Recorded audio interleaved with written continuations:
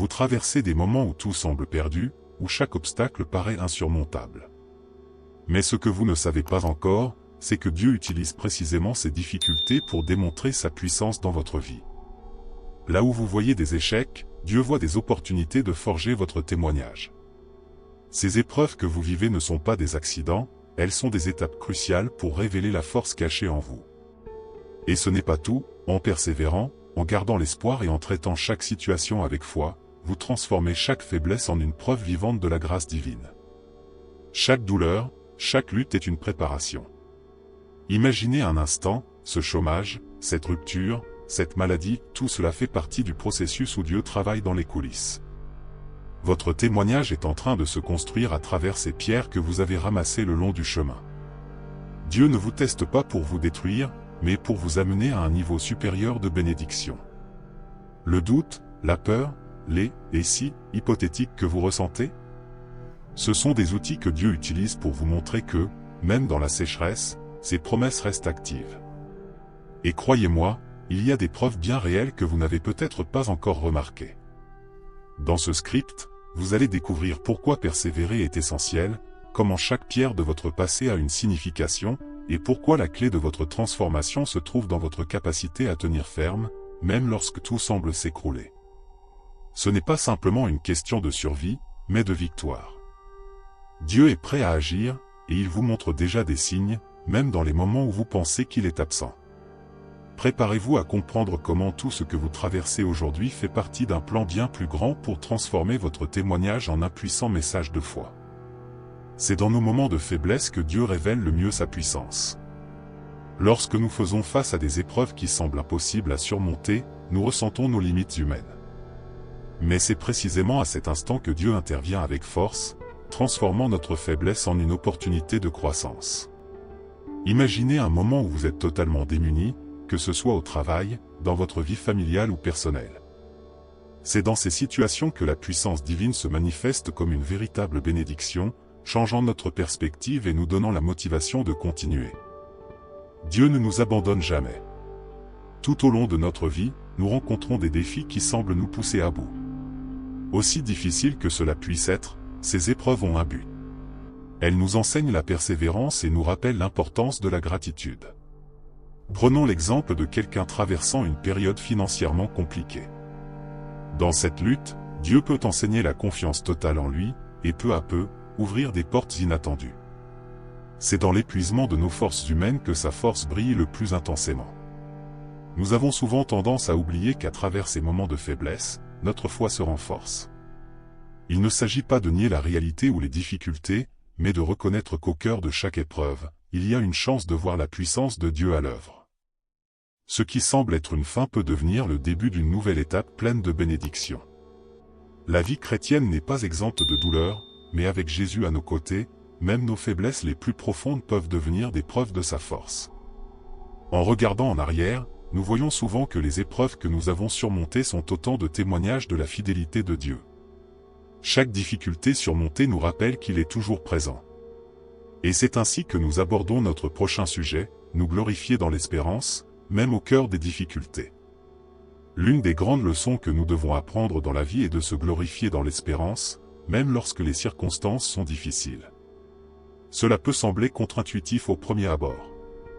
Qui aurait envie de se réjouir au milieu des épreuves? Pourtant, c'est précisément cette attitude qui forge en nous la persévérance et le caractère. Lorsque nous choisissons de placer notre espérance en Dieu, nous découvrons une paix qui dépasse tout. Face à un obstacle, au lieu de nous laisser submerger, nous pouvons décider de voir cette situation comme une occasion de grandir, de renforcer notre foi, et de remercier Dieu pour la force qu'il nous donne.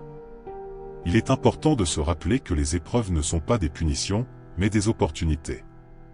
Dieu utilise ces moments pour travailler sur notre caractère. La persévérance que nous développons à travers les difficultés est inestimable.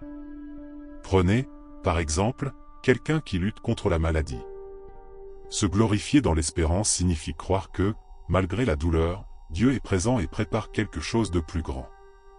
C'est cette foi qui permet de ne pas sombrer dans le désespoir, mais de trouver du réconfort et de la motivation à continuer, jour après jour.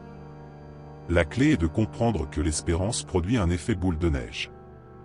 En s'accrochant à cette espérance, nous développons non seulement la persévérance, mais aussi un caractère capable de résister aux tempêtes de la vie. C'est un processus continu. Et plus nous traversons les épreuves avec cette espérance, plus nous sommes capables de reconnaître la main de Dieu dans notre vie quotidienne.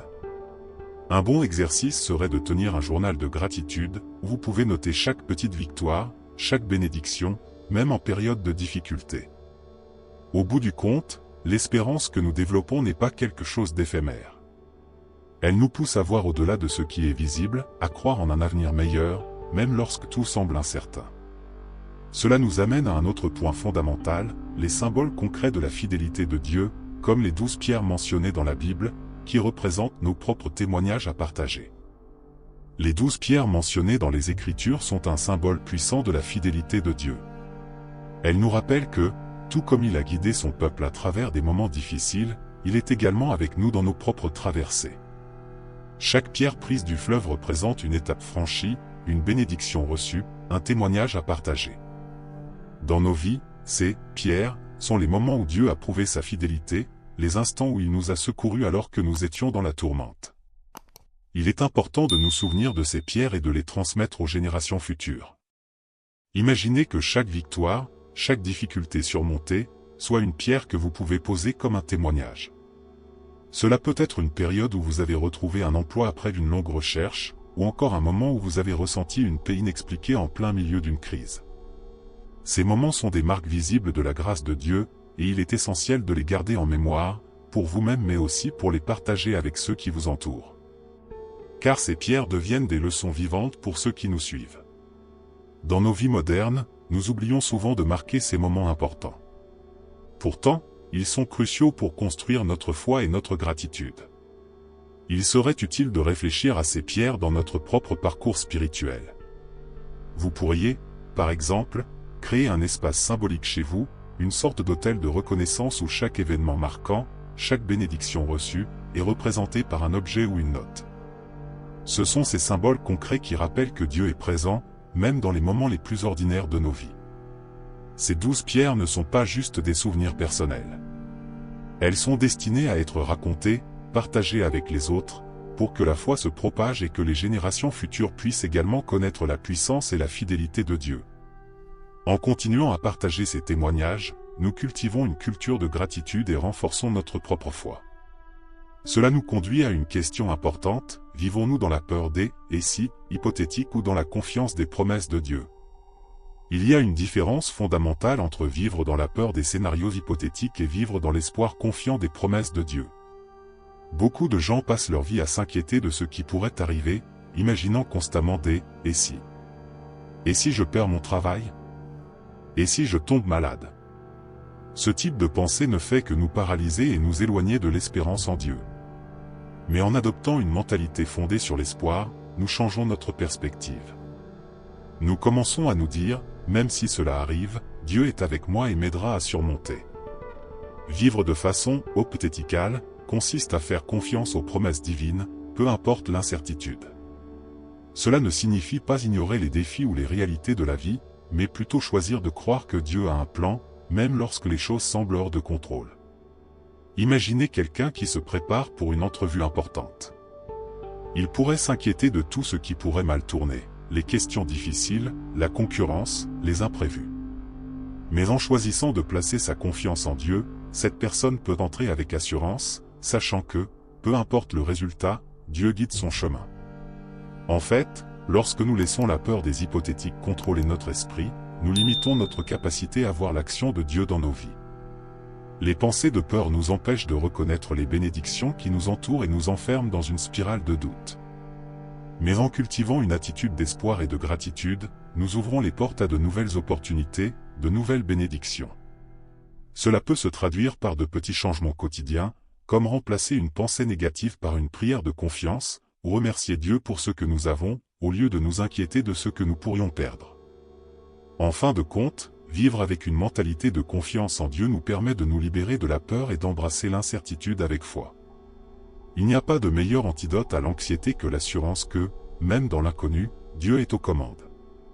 Cette approche nous aide à mieux traiter nos défis en les remettant entre les mains de Dieu, ce qui nous mène à réfléchir sur la manière dont nous pouvons traiter nos épreuves avec lui à nos côtés.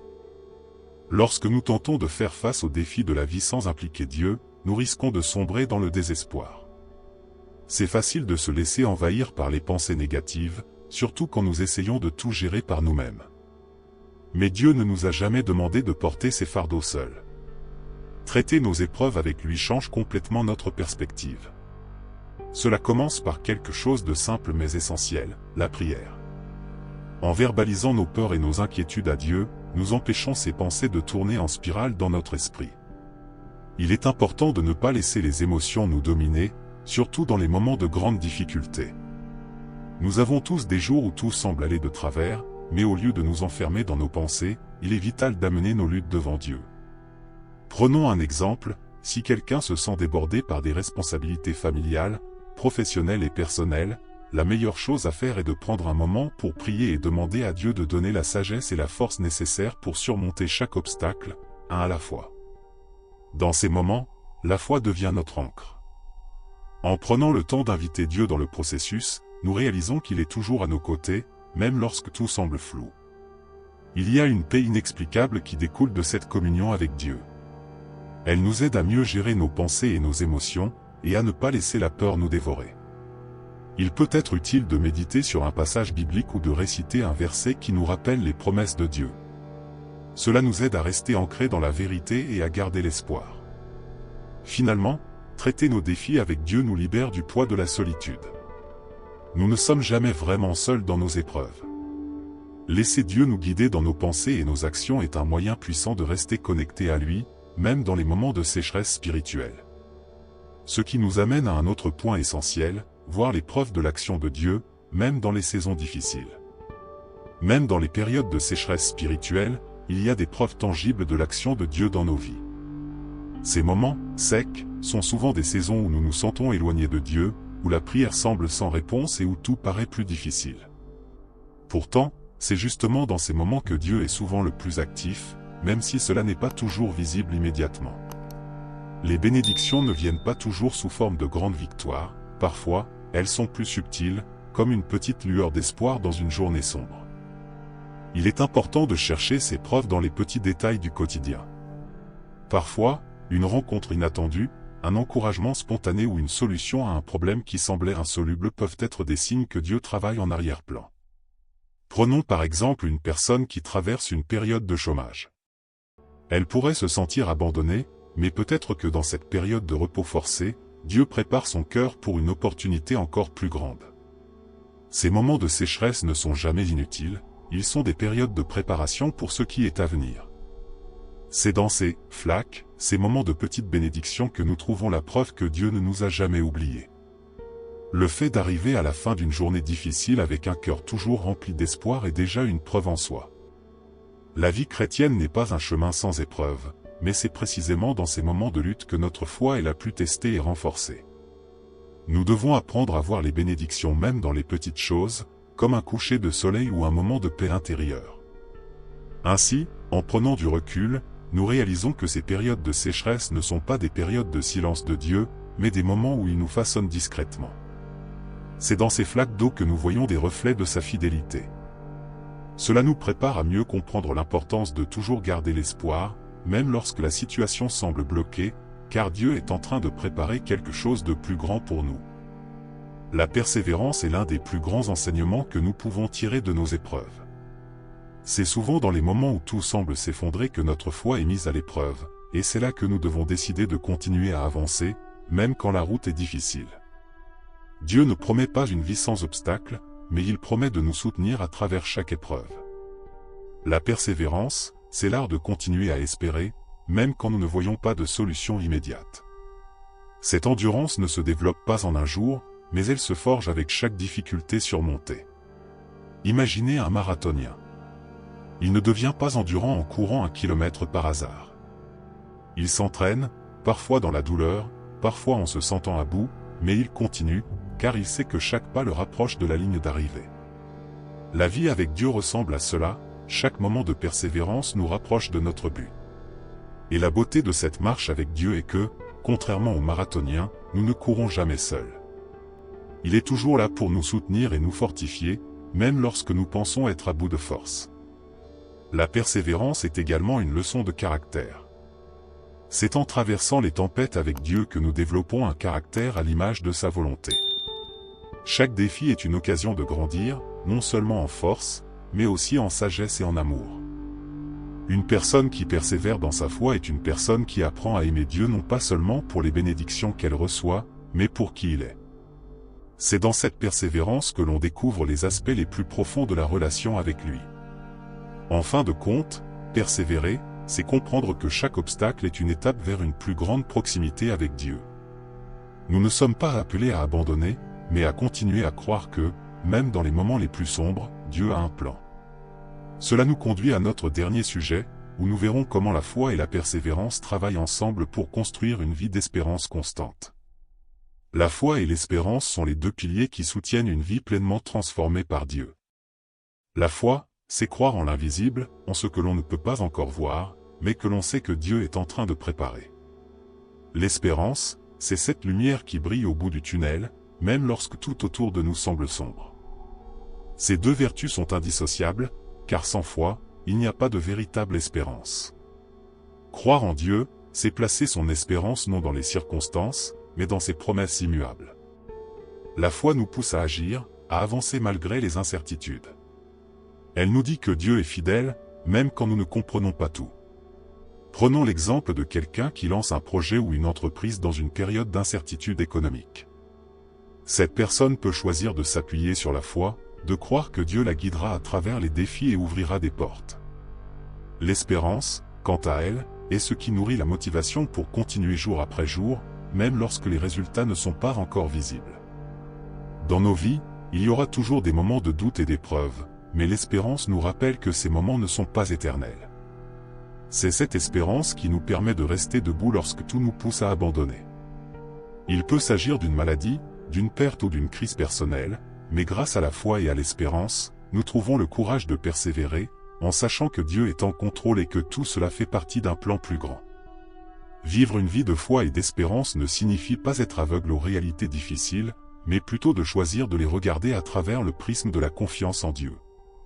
Cela transforme notre façon de réagir face aux difficultés. Ainsi, même lorsque nous traversons les moments les plus sombres, ces deux piliers nous soutiennent et nous gardent sur le chemin que Dieu a tracé pour nous. Alors que nous avons exploré l'importance de la foi, de la persévérance et de l'espérance, il est temps de mettre tout cela ensemble et de conclure avec une réflexion sur comment appliquer ces enseignements dans notre vie quotidienne. Vous avez maintenant tous les éléments en main pour transformer ces moments difficiles en un témoignage puissant. Chaque épreuve que vous traversez a un but, et Dieu utilise chacune d'entre elles pour renforcer votre foi, construire votre caractère et préparer des bénédictions que vous n'auriez jamais imaginées. Mais la question reste, allez-vous saisir cette opportunité? Allez-vous persévérer, même lorsque tout semble aller de travers? La transformation ne vient pas en évitant les obstacles, mais en les traversant avec foi et espérance. C'est le moment de prendre des mesures concrètes. Quelle pierre allez-vous poser comme témoignage de la fidélité de Dieu dans votre vie? Quel changement allez-vous faire pour laisser la peur des « et si » derrière vous et vivre avec l'espoir que Dieu a un plan pour chaque instant de votre vie? N'attendez plus. La vie ne vous attendra pas non plus. Commencez dès maintenant à agir, à prier, à vous entourer de la présence de Dieu dans chaque étape que vous franchissez. Abonnez-vous à cette chaîne et activez les notifications pour continuer à découvrir comment la foi peut transformer votre vie. Ensemble, nous allons apprendre à voir chaque épreuve comme une preuve de la puissance de Dieu, et à ne jamais oublier que même dans les moments les plus sombres, il prépare quelque chose de grand. Vous ne voulez pas manquer ce qui vient ensuite, alors restez connectés et laissez Dieu écrire une nouvelle page de votre témoignage.